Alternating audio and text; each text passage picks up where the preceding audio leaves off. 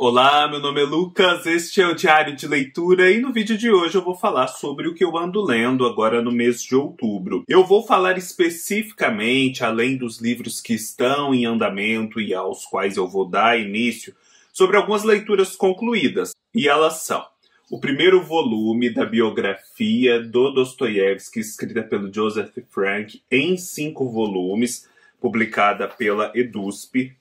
O livro Octaedro, do Julio Cortázar, presente aqui no 2º tomo dos seus contos completos pela Companhia das Letras. O conto O Caso da Vara, escrito pelo Machado de Assis, que eu li junto com os parceiros do Apoia-se. A peça Maria Tudor, escrita por Victor Hugo, para a qual eu também produzi um vídeo exclusivo para os membros do Apoia-se. O livro Duas Solidões, um diálogo sobre o romance na América Latina, que traz o grande encontro entre o Gabriel Garcia Marques e o Mário Vargas Llosa. Uma releitura que também resultou em vídeo aqui no canal, que é de Joias de Família, da Zulmira Ribeiro Tavares.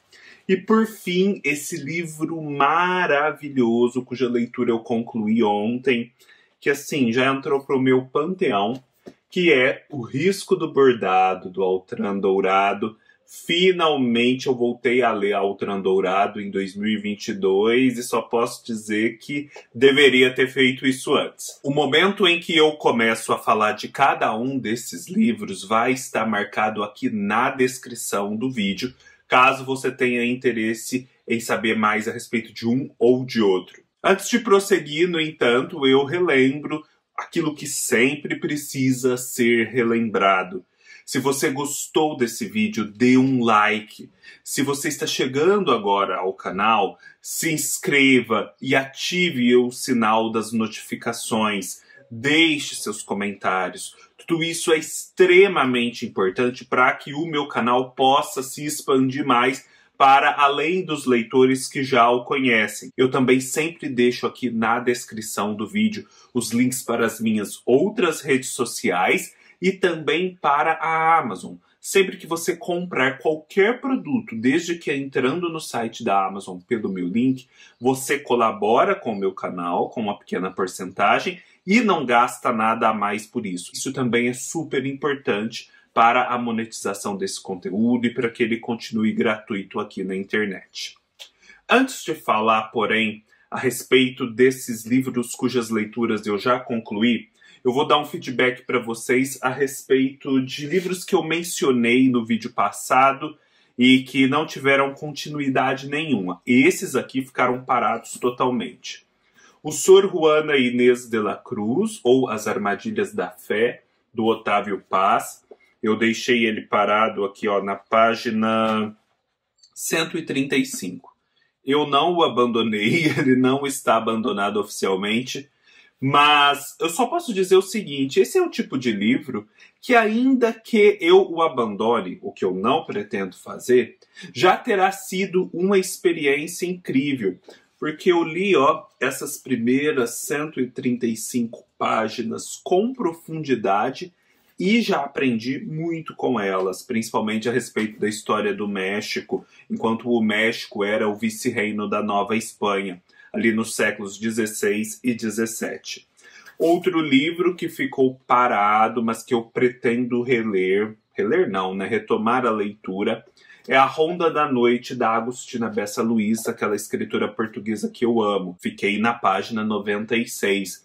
Neste ano nós comemoramos, assim como do Saramago, o centenário do nascimento da Agostina Bessa Luiz, no dia 15 de outubro, inclusive.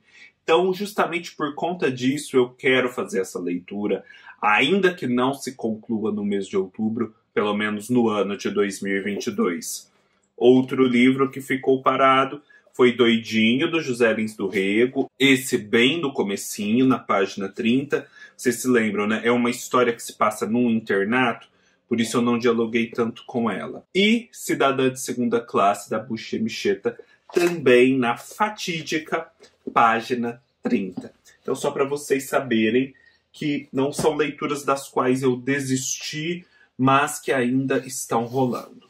Uma leitura que com certeza vai acontecer no mês de outubro por conta de um projeto pessoal é Nossa Parte de Noite, da Mariana Enríquez, conhecido hoje em dia com essa capa aqui. Do que se trata esse livro? Eu nunca leio contos de horror, mistério e morte. Vocês sabem muito bem disso. Coisa que geralmente os colegas costumam fazer no mês de outubro, por conta aí do Dia das Bruxas no final do mês. Neste ano, no entanto, como eu entrei em contato com várias escritoras latino-americanas que tratam assim dessas sombras, desse lado mais da violência, do mistério, que estão fazendo um trabalho muito interessante de conexão disso com a realidade do nosso continente, eu pensei, poderia fazer um projeto pessoal de leitura dessas escritoras, até porque eu reuni vários livros delas aqui. Só que assim, eu não conseguiria, por conta de vários outros compromissos, ler mais de um livro, então eu convidei uma colega que eu tive a oportunidade de conhecer pessoalmente, a Lara Marques, aqui da região de Ribeirão Preto. A Lara Marques tem um ótimo perfil literário lá no Instagram. Vou deixar o link aqui embaixo para que vocês possam segui-la. Convidei ela porque ela tem um gosto muito variado, ela sempre topa sair um pouco da zona de conforto, ler coisas diferentes. Então eu falei, Lara, vamos ler juntos um livro de uma dessas escritoras latino-americanas no mês do horror, de modo assim a conhecer um pouco desse universo e marcar o mês. Ela topou. Dentre uma seleção que a gente fez, foi escolhido esse livro da Mariana Enríquez, que nós dois tínhamos, e agora a gente está lendo ao longo do mês de outubro, comentando lá no Instagram, cada um no seu perfil, e depois nós vamos fazer uma live no começo de novembro. Convido vocês desde já a lerem. É um calhamaço premiado. Vou deixar o link da Amazon só para vocês terem uma noção da sinopse desse livro, porque é uma doideira sem fim. É inacreditável. Eu li pouquinho por enquanto, ainda estou meio atrasado, mas vou tirar esse atraso aí nos feriados. Mas já posso dizer que eu estou gostando do tom da prosa da Mariana Enríquez e eu já ouvi muitos elogios a esse livro, então eu estou animado. Queria aproveitar até para comentar, né, sobre esse Clube Intrínsecos. Vocês estão vendo essa edição bonitona? Eu comprei pelo Clube Intrínsecos, apesar de não ter participado do clube, porque o clube fechou. E ao fechar, eles fizeram lá uma promoção que abriram para não membros comprarem. E olha, eu fiquei tão impressionado, não só com a edição, como também com os brindes. Vem, ó, essa revistinha que complementa muito bem a leitura. Olha, essa é a Mariana Enríquez, que traz informações muito interessantes mesmo. É um trabalho muito bem feito. Além disso, né, como mimo, eles mandaram essas 4 velhinhas roxas aqui, né, criando todo um ar de mistério super compatível com a premissa do livro. Então é isso, esse livro com certeza vai aparecer aqui no canal em algum momento, mas já está aparecendo lá no Instagram, tanto o meu quanto da Lara, e eu convido vocês a nos seguirem por lá. Outras leituras que com certeza acontecerão são as leituras para os membros do canal no Apoia-se. Neste mês, para o nosso clube de leitura de contos, em que a gente discute alguns contos, nós vamos ler dos 100 melhores contos brasileiros do século, né? 2 contos de 2 escritores que eu acredito ocupam o mesmo lugar na literatura brasileira. Do José J. Veiga, nós vamos ler A Máquina Extraviada. E do José Cândido de Carvalho, o mesmo escritor de O Coronel e o Lobisomem, nós vamos ler Por que Lulu Bergantin Não Atravessou o Rubicon. Neste mês, nós vamos ter a seguinte particularidade, e é isso que eu destaco para vocês, e inclusive aproveito para convidá-los a se tornarem parceiros do canal no Apoia-se, o que é super importante. Todos os membros de todas as categorias terão acesso a essa live em que a gente vai discutir os contos no dia 29 de outubro, às 16 horas. Portanto, é uma ótima oportunidade para você conhecer como esse sistema de parceria funciona, ter acesso aos vídeos passados, porque quem se cadastra num mês acaba tendo acesso aos vídeos passados, aos vídeos exclusivos que eu já publiquei para livros como O Burrei, Silvia do Gerard Nerval e agora Maria Tudor do Vitor Hugo, também os comentários que eu fiz para contos que estão por lá. Acho que vocês vão gostar. Então fica a dica. E como vídeo exclusivo, né, porque também existe essa recompensa, eu farei o comentário dessa novela do Flaubert, Um Coração Singelo, que é uma novela que eu vou ler em paralelo à releitura de 2 outros livros. Uma Vida em Segredo, do Altran Dourado, um livro favorito, tem vídeo aqui no canal. E Minha Vida, do Chekhov, que também tem vídeo aqui no canal, mas eu quero até refazer esse vídeo. Por que eu vou ler esses 3 livros em conjunto para produzir o vídeo exclusivo dos parceiros? Porque os 3 tratam de uma temática semelhante, que é a de pessoas simples que decidem viver na simplicidade ou que são conduzidas a isso, mas que de alguma forma aceitam essa condição, meio que contrastando com a ambição dos outros. E mais imediatamente, entre Uma Vida em Segredo e Um Coração Singelo, há toda uma relação já reconhecida pela crítica de associação. Então, estou super empolgado. Todas as informações para que você se torne um parceiro no Apoia-se estão aqui na descrição do vídeo. Eu espero você por lá, ciente dessa promoção que eu estou fazendo no mês de outubro, para que todos possam conhecer como o sistema de parceria funciona. Pois bem, então vamos agora para os livros cujas leituras eu concluí. No último vídeo de leituras gerais, eu havia dito que estava concluindo a leitura desse primeiro volume da biografia do Dostoiévski. Faltavam umas poucas páginas, talvez umas 50, e eu concluí logo em seguida, e só posso confirmar que é um livro excelente. Essa é uma biografia construída a partir da obra, portanto ela está o tempo todo atenta a como o Dostoiévski chegou aos resultados estéticos a que chegou.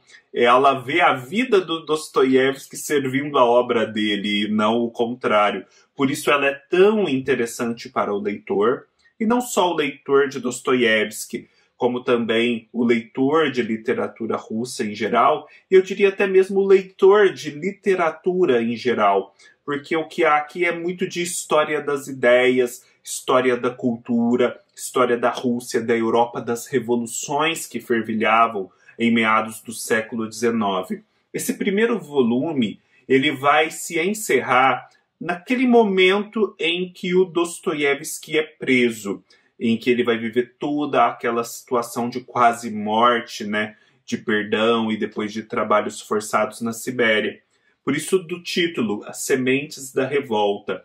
E o que Joseph Frank se propõe a fazer, principalmente na parte final do livro, é investigar o quão revolucionário o Dostoiévski era, exatamente quais ideias ele tinha para poder ter sido preso, quais foram as circunstâncias que o levaram à prisão, qual era o clima cultural naquele momento. As obras comentadas nesse livro são várias. Dentro aí do formato da Editora 34 que nós conhecemos, posso dizer que ele comenta Gente Pobre, O Duplo, vários contos, aquele livrinho chamado Crônicas de São Petersburgo, A Senhoria, Noites Brancas, Netochka Nesvanova, e eu acho que só. Mas enfim, já é bastante coisa. Essas obras do início da carreira do Dostoiévski estão comentadas aqui. E o livro, portanto, constitui uma ótima leitura complementar às leituras dos livros, né? Por conta do índice remissivo, você acaba podendo ir direto aos pontos em que o Joseph Frank fala de cada livro, apesar de que sobre alguns livros ele fala ora de forma concentrada, ora de forma, assim, en passant. Mas, olha, quando ele fala de forma concentrada, dá até para você colocar essas marcações e já ir direto para o comentário. Então, vale muito a pena mesmo. Eu ainda vou voltar para fazer um vídeo a respeito, para comparar com aquela versão condensada que eu quero também ler para fazer a comparação com vocês, e depois sobre o prosseguimento da leitura no volume 2 que eu já tenho aqui em casa. Para o projeto de leitura de contos do Cortázar, eu li aquele que talvez seja o livro mais difícil dele até agora, para mim, pelo menos, que é Octaedro.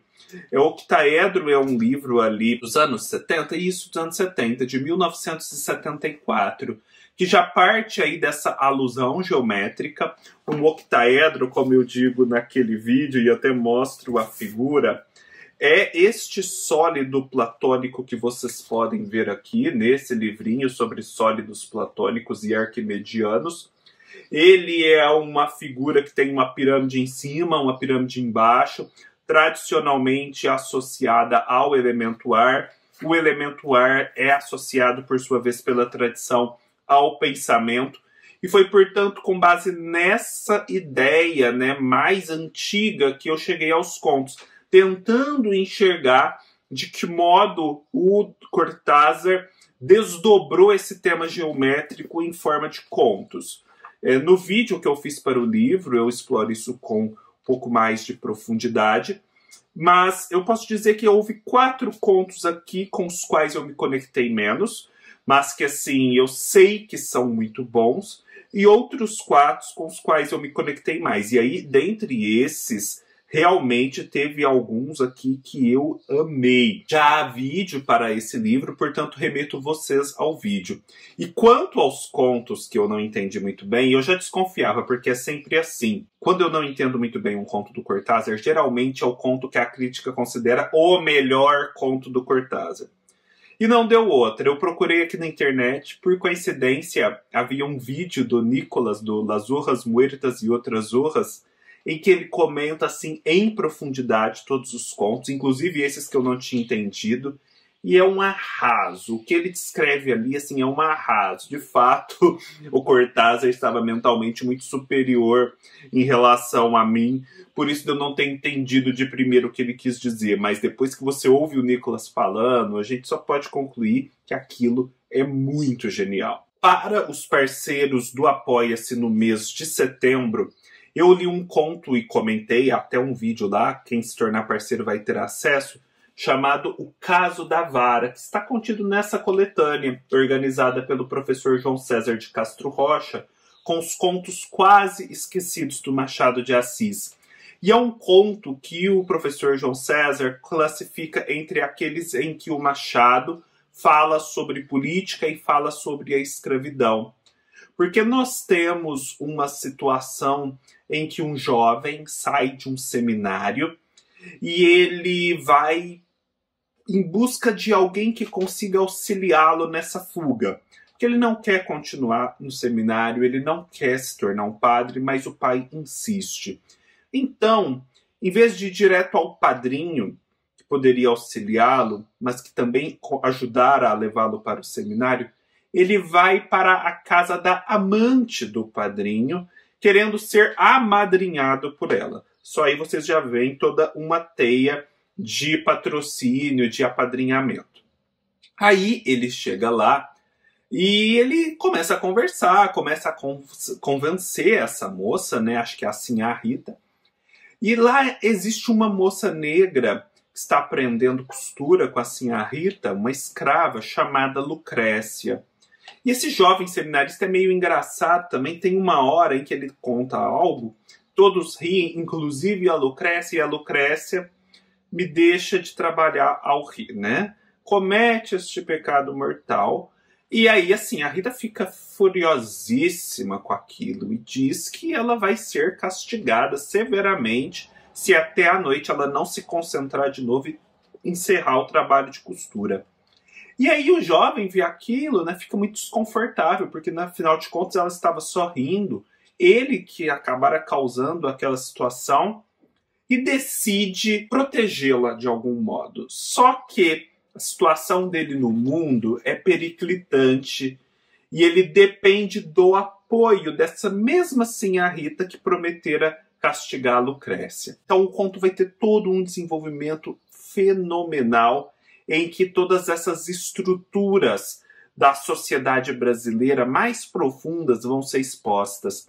E lá no vídeo que eu fiz para o pessoal, há também uma questão a respeito do nome da moça, a Lucrécia, que joga toda uma série de referências e luzes sobre a leitura do conto, com a qual a gente não podia contar a princípio. No Machado de Assis, é muito importante que a gente preste atenção nesses nomes, que são ou referências bíblicas ou referências literárias e históricas. Adorei. Eu também li essa peça do Victor Hugo, Maria Tudor. Salvo engano, é uma peça de 1833, quando o Victor Hugo tinha ali uns 31 anos de idade, mais ou menos, pouco mais que isso. É uma fase do início da carreira dele em que ele vai retratar um trecho da vida da Maria Tudor, que é uma das irmãs da Elizabeth I, que reinou antes dela, sucedeu ao Henrique VIII e ao seu filho Eduardo, tentou instaurar novamente o catolicismo. Foi por isso depois considerada Bloody Mary, né, porque teria cometido várias matanças na perseguição desse intento. Só que assim, essa não é uma peça que vai contar a vida inteira dela. É uma peça que vai se dedicar a um episódio em que ela tem, e é um episódio aí fictício, um amante, um favorito chamado Fabiano ou Fabiani. Ele tem origens meio nebulosas, latinas, ora italianas, ora espanholas. Ele é muito sedutor, ela está rendida por ele. Só que todo mundo está muito incomodado com aquilo. Os súditos não concordam, a nobreza não concorda. E é esse processo de conspiração para acabar com isso que a gente vai ter aqui. É fenomenal a peça, é uma delícia de se ler, eu gostei de entrar em contato de novo com a prosa do Victor Hugo depois de tantos anos sem ler ele. Nossa, a última vez que eu li, gente, foi quando eu comecei a fazer meus registros no Scooby, foi no final de 2014, logo em seguida eu viria a fazer o canal, né, em meados de 2015, foi Os Miseráveis, depois eu não li mais nada dele. Gostei desse novo contato que tive. E peça de teatro é sempre uma delícia de se ler. Tem um vídeo exclusivo lá para os parceiros do Apoia-se. Outro livro lido foi este recente lançamento da editora Record, chamado Duas Solidões, um diálogo sobre o romance na América Latina, que é o seguinte, esse livro.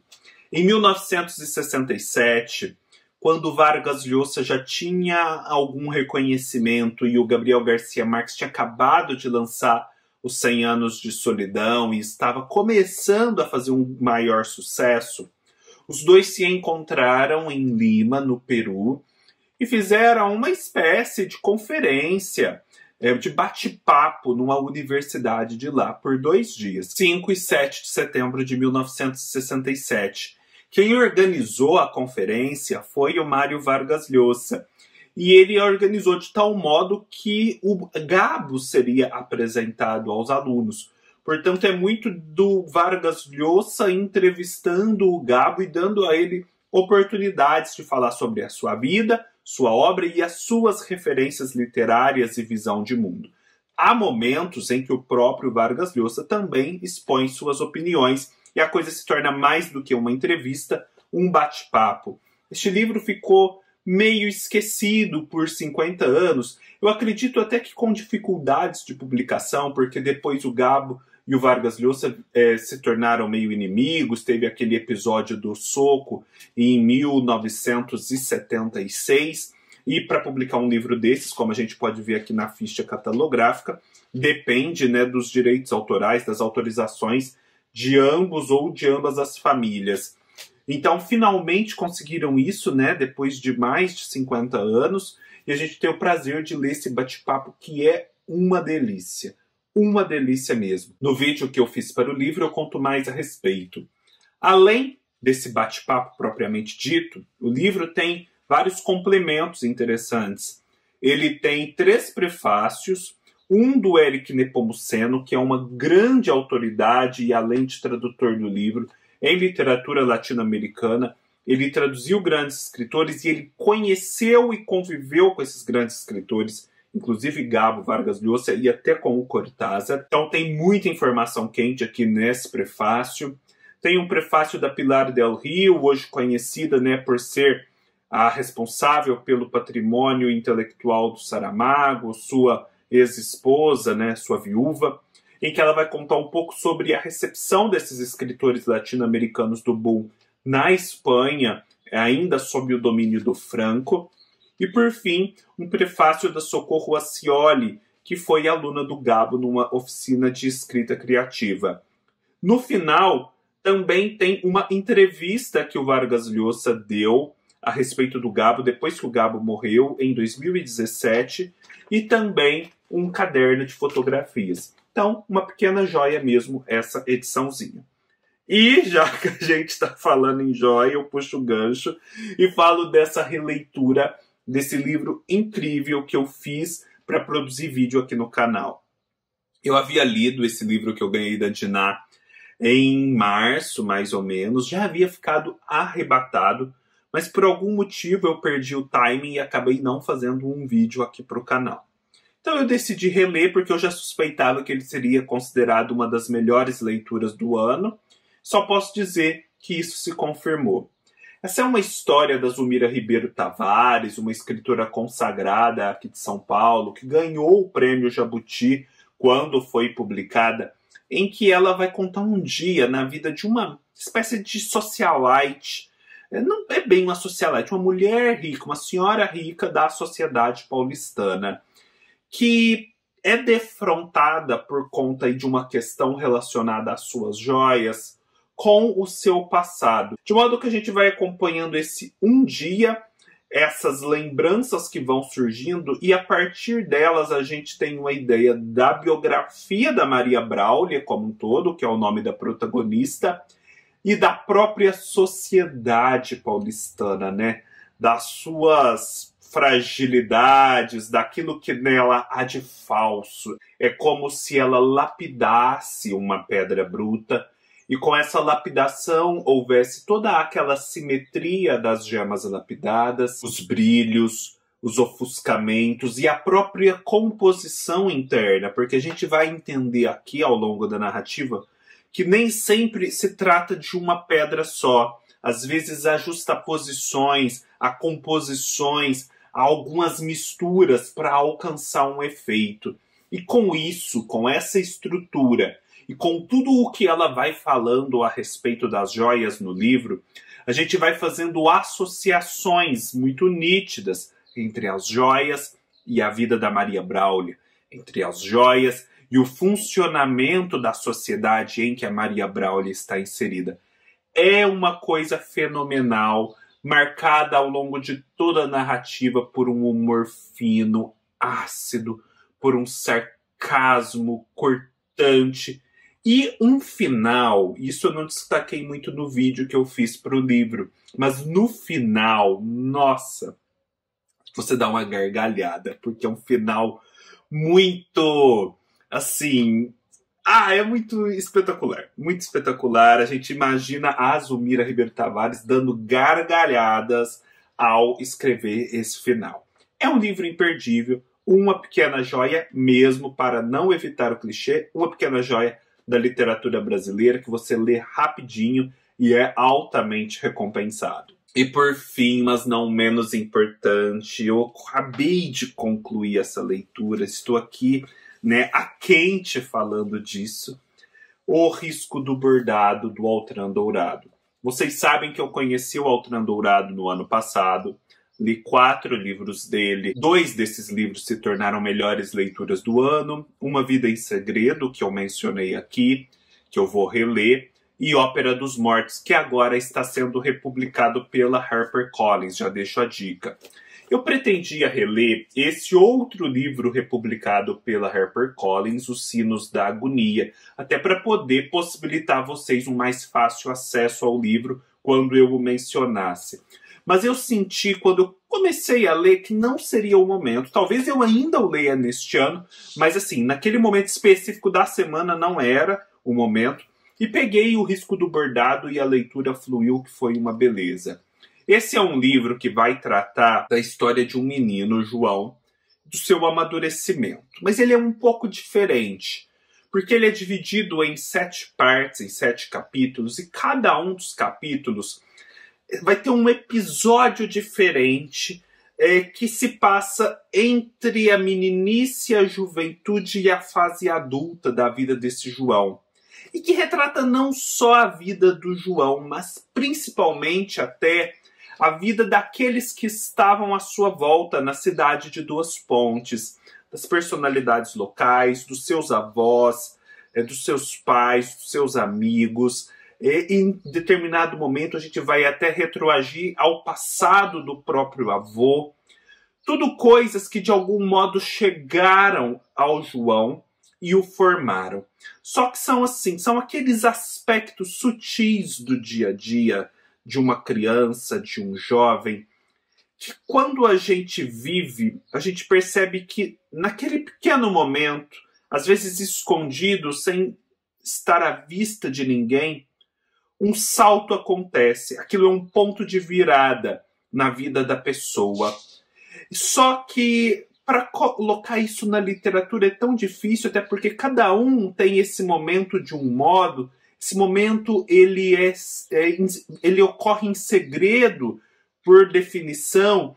Então é tão difícil até de retratar, de reconhecer e trazer isso para a literatura. É algo tão fugidio, mas o Altran Dourado consegue criar toda uma situação em que ele preserva essa singeleza do momento, mas ainda assim consegue nos transmitir a ideia da revolução que aquilo promove na vida de quem passa por aquilo. Ficou meio abstrato, eu sei, mas em breve eu faço um vídeo para o livro e explico mais. Mas só posso dizer, por enquanto, que é um livro fenomenal. 5 estrelas, sem sombra de dúvidas. E eu chego a pensar se eu não gostei mais desse do que do Ópera dos Mortos, que já é incrível demais. E chego a pensar também se este aqui já não está ali no páreo com Uma Vida em Segredo. Só para vocês terem uma ideia da grandeza. É isso, pessoal. Espero que tenham gostado. Se gostaram, deem o like, deixem seus comentários, se inscrevam no canal, tornem-se parceiros do canal no Apoie-se. Os links estarão aqui embaixo. Comprem através dos links da Amazon e também ajudem o canal. E nos vemos numa próxima oportunidade. Até mais.